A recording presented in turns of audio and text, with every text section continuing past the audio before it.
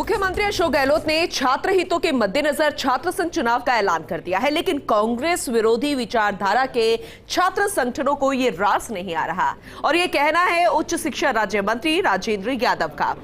Fox India से खास बातचीत में राजेंद्र यादव ने दावा किया है कि कांग्रेस सरकार ने युवा हितों के मद्देनजर बड़े फैसले ले लिए हैं और इस मौके पर मंत्री राजेंद्र यादव से खास बातचीत की पॉलिटिकल एडिटर योगेश शर्मा ने। राजस्थान में छात्र संघ चुनाव का बिगुल बज चुका है और इसी के साथ संघ आधारित जो वैचारिक संगठन है, छात्र संगठन है, वो डिमांड कर रहे हैं कि छात्र संघ चुनाव की तिथि आगे बढ़ाई जानी चाहिए। हमारे साथ हैं उच्च शिक्षा मंत्री राजेंद्र यादव, उनसे बात करेंगे। राजेंद्र जी, क्या सोचा आप, क्योंकि लंबे समय बाद छात्र संघ के चुनाव का ऐलान हुआ है? देखिए, छात्र हित को देखते हुए माननीय मुख्यमंत्री जी की भी मंशा थी, युवा उनसे मिल रहे थे चुनाव कराने की, और हमारे विभाग ने भी निर्णय लिया कि जल्दी चुनाव हो। उसकी हमने तिथियां जल्दी घोषित कर चुके हैं। जहां तक है विद्यार्थी परिषद और लोग जो विरोध कर रहे हैं, उनके मन में एक भय है कि चुनाव की तैयारी नहीं है। युवा उनसे दूर जा चुका है।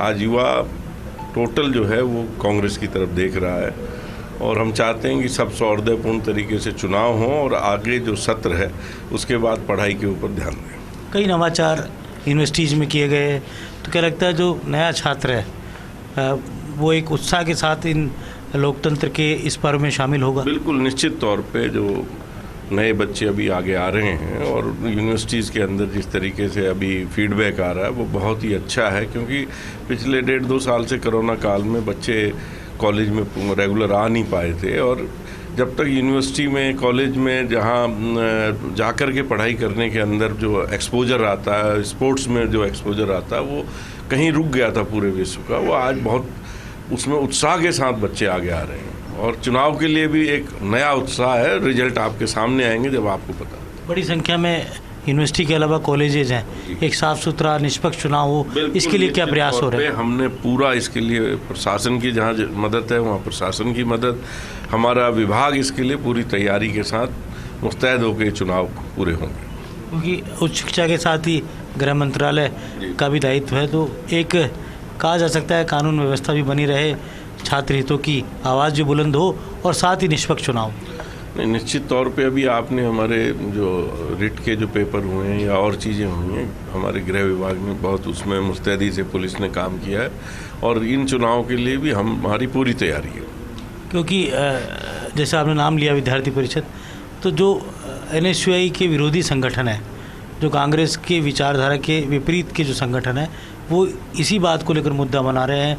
पेपर लीक प्रकरण हुए या और जो अन्य मुद्दे हैं जिनको लेकर छात्र संघर्ष कर रहे थे, तो ये मुद्दे पेपर लीक होने का इस चुनाव का कोई तालमेल नहीं है, पहली बात। और जहाँ तक पेपर लीक होने की बात है, तो बीजेपी के पिछले 5 साल के अंदर 24 से ऊपर पेपर लीक हुए थे, जो मैंने विधानसभा में भी ये बात रखी थी जब उन्होंने जवाब में।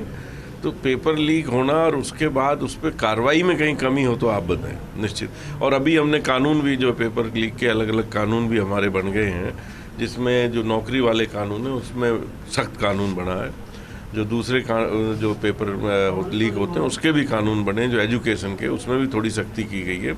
और चुनाव का और इन पेपर लीक होने का कहाँ तालमेल है, मुझे वो आप जब उनसे पूछो कि भाई वो इनका तालमेल कहाँ है। चुनाव तो अप्रैल मई में होंगे, आज तो चुनाव तो अब होंगे और पेपर तो अप्रैल मई में होंगे, तो इनका कहाँ आपस में तालमेल है?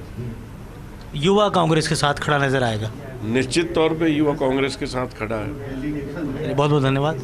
राजेंद्र यादव जी का जो ऐलान है कि चुनाव की तिथि आगे नहीं बढ़ेगी और चुनाव सही समय पर होंगे और छात्र हित को लेकर जो मुख्यमंत्री का फैसला है वो सभी छात्र स्वीकार कर रहे हैं। कैमरा जर्नलिस्ट विजय के साथ योगेश शर्मा, फर्स्ट इंडिया।